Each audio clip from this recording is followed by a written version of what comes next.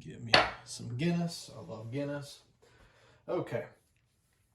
What is going on, guys? Averett13 here today. I wanted to put together a quick video for buying and selling on the secondary market.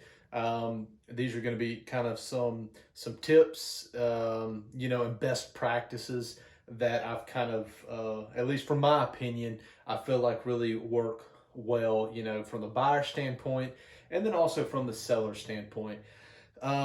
Most of my transactions have been secondary market for knives, but I really feel like most of these kind of tips that I'm going to go over, or recommendations that I'm going to go over, really could be useful in kind of any secondary market, transaction, whether it's watches, knives, flashlight, EDC gear, whatever. I think this will, be good information for maybe people who are, I don't know, newer to kind of getting into the buying and swapping online. So I'm going to start off from the buyer's standpoint, and then I'll switch over to the, to the seller standpoint.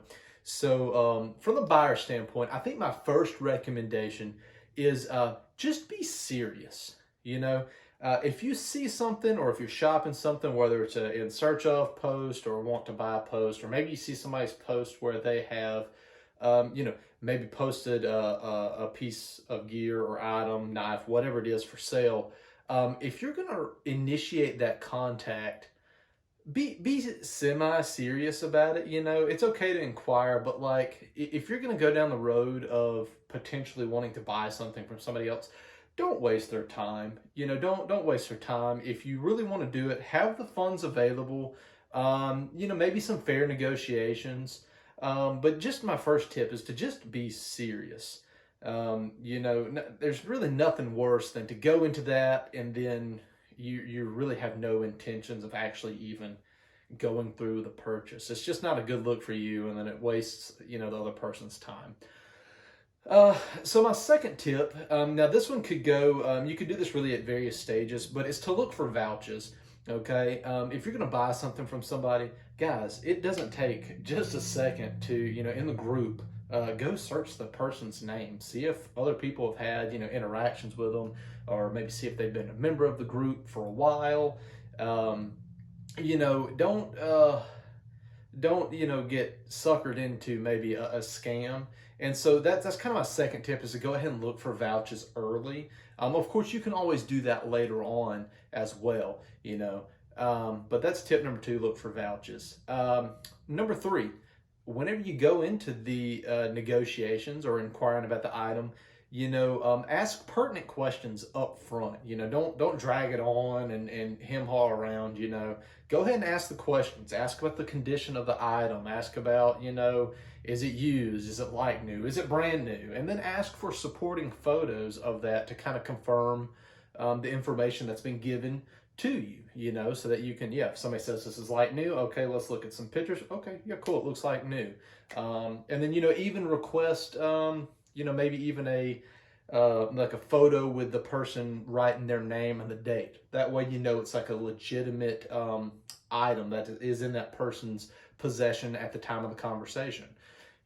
So that's the next tip. The next tip would be to send the funds within reason, how the seller requests the funds to be sent. Now, I say within reason because, don't get into wiring funds and doing weird stuff, Cash App, Venmo, Zelle, PayPal. Get one of those. They're really easy to set up. It's really a good idea to have all of them, but if they request PayPal, friends and family, that's, I'm perfectly fine with that as long as they've got vouchers. If they request Venmo or Zelle or Cash App, whatever, that's fine. So the next tip is to kind of be prepared to send the funds in a fashion that the seller wants.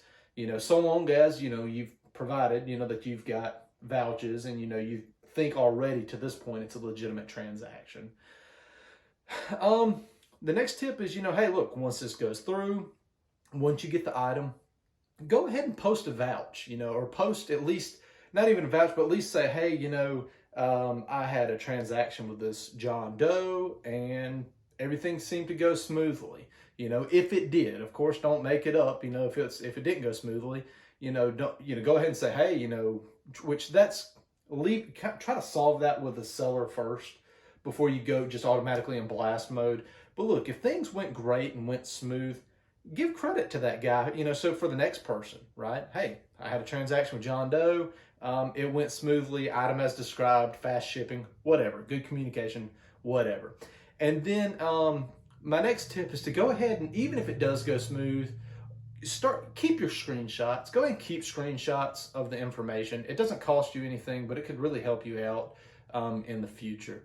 And then kind of my last tip, and I kind of threw this on as almost as an afterthought, but in the event that something doesn't work out with the seller, be right up front. The day that you get the package, the item, go ahead and reach out to the seller and say, hey, I've got such and such issue, whatever it is, or it doesn't look right, or this does look used. Let's, how can we fix this, or, can I get a refund? Now, I'm going to put an asterisk on that, because if the item was as described and, the seller did everything the right way and you just don't like it, that's not the seller's fault. I'm sorry. That's on you. That I don't think it would be fair to ask for a refund if once you get it in your hand, you don't like the item. That's not the seller's fault. You just didn't like it. Okay. Now, if the item was not as described, okay, go ahead and, start the process for, some sort of getting it resolved somehow or another. Now, in the event that the seller offers to give you a refund, it is perfectly normal for you to ship the knife or the item or whatever it is back to the seller first, and then you get your refund. Don't expect the refund first and then you ship it back. Okay, you ship it back and then you get the refund. Okay. So those are kind of my tips as the buyer. Now I'm going to kind of go into offering some tips as the seller. Now these are going to be, I think, a little bit more in step. There's a little more steps involved from the seller standpoint. So my very first tip, if you're somebody selling a piece of gear, an item, whatever, is to just be transparent. Post good photos, an accurate description of the item, the accurate description of condition, good. Be as transparent as possible. That way, whenever you get ready to sell this thing to whoever, they know exactly what they're getting. There's not going to be any surprises. It's going to save you a lot of headache, on the backside potentially. The worst thing you can do is not describe an item accurately and then try to pull one over on the buyer.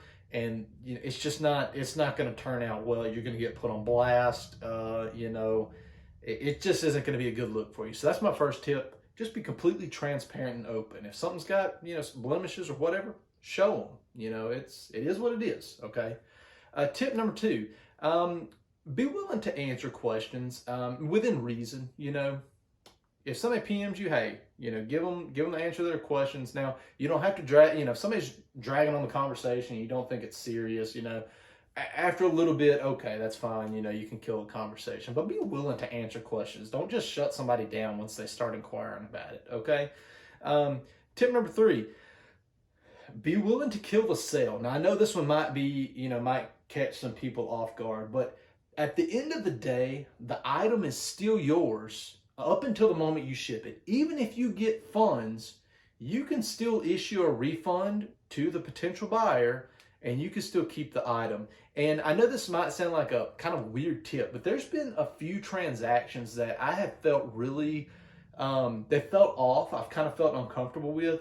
And I've said, hey, look, I'm sorry. I don't feel comfortable with this transaction. I'm just going to, kill this transaction. I'm sorry. And in the few instances where I've trusted my gut on those, it turned out that the potential buyer was actually a scammer.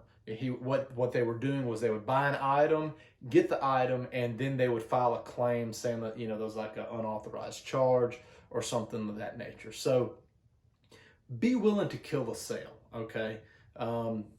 Like I said, that might be a controversial tip, but at the end of the day, the item is still yours up until the moment you ship it. Okay.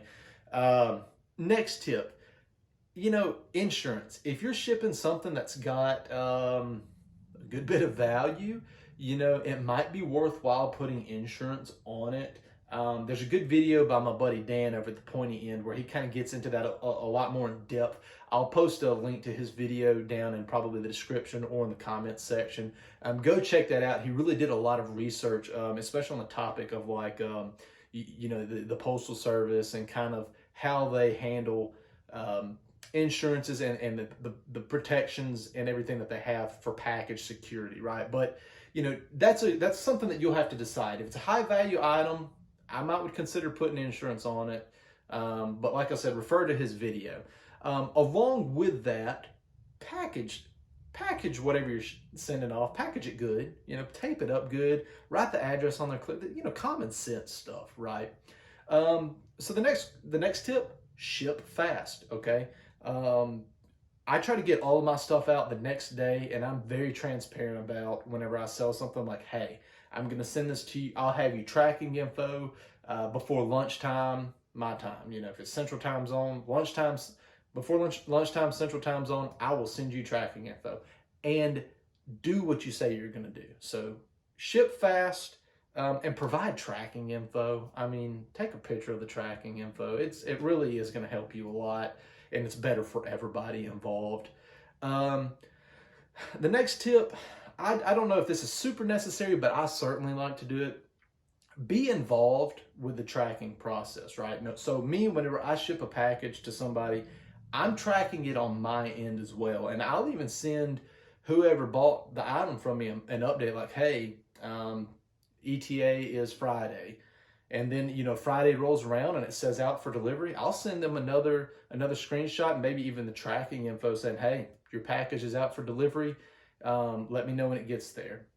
And I don't think there's anything wrong with, as a seller, you being involved with the package, tracking it to its destination. Now, obviously, if you're selling in high volume, this isn't really feasible, right? But if you're just a hobbyist like me, where you might sell one, maybe two a week, or, it's really not a whole lot of extra work. And I think it's a good look for you, as well, kind of being involved. The next tip as a seller, don't spend the money that you have received from the sale until that sale is finalized.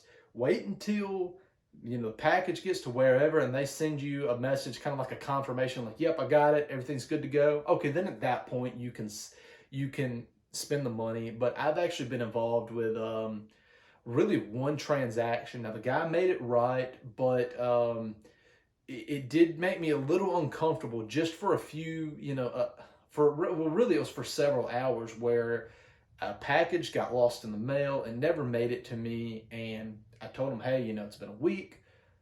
I really think it's time to get a refund. You can sort out whatever with the post office, because clearly you can check the tracking and see it's not, it's lost in the mail. So at this point, I want a refund. And the guy kind of, he ended up giving me the refund the same day. So if you're watching this video, I have no issues with the way you handled it. I don't want you to think that. But there were a few hours where I was a little nervous. I was a little nervous. Now, going back to, I was looking for vouchers. That made me feel a whole lot comfortable. The guy I was dealing with had a ton of vouchers.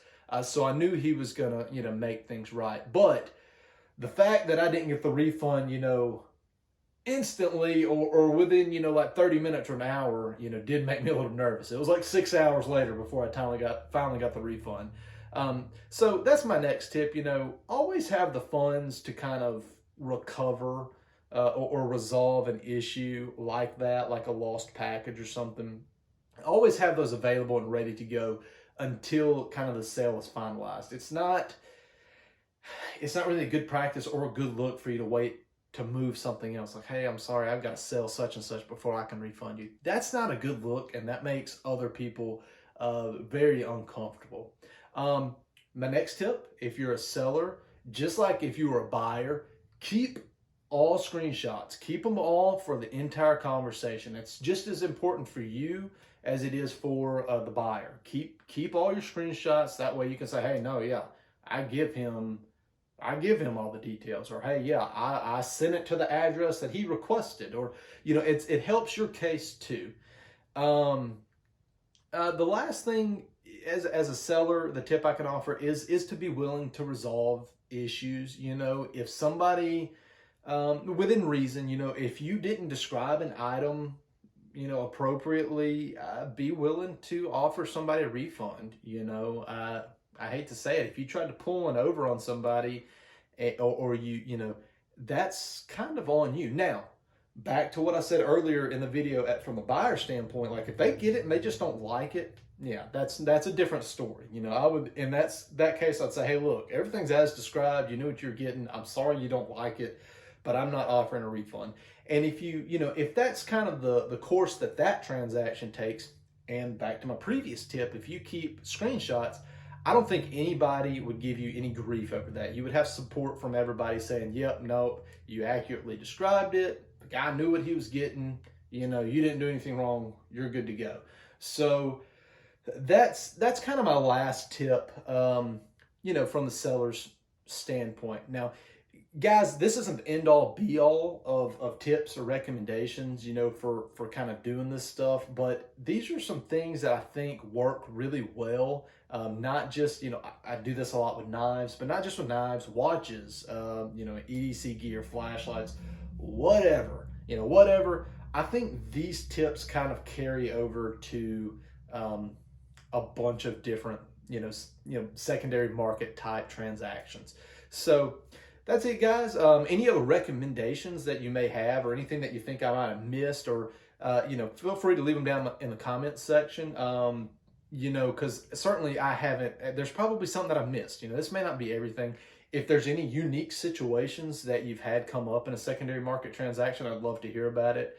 Like I said, guys, at the beginning of the video, go check out Dan's video about postal service packages and insurance and that sort of stuff. He really did a lot of research on that topic, and I think it's some good information to go along with this video. So go check that out, guys. Thanks for watching. Like and subscribe. Take care, guys.